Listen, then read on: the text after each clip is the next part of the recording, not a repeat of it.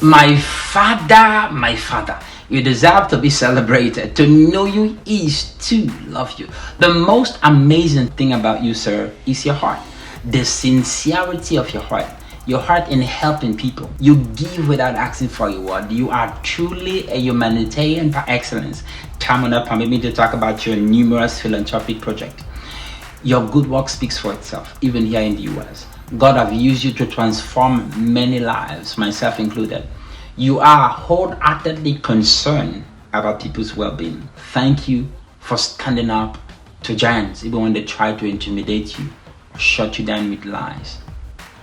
Thank you for standing up for the little guys.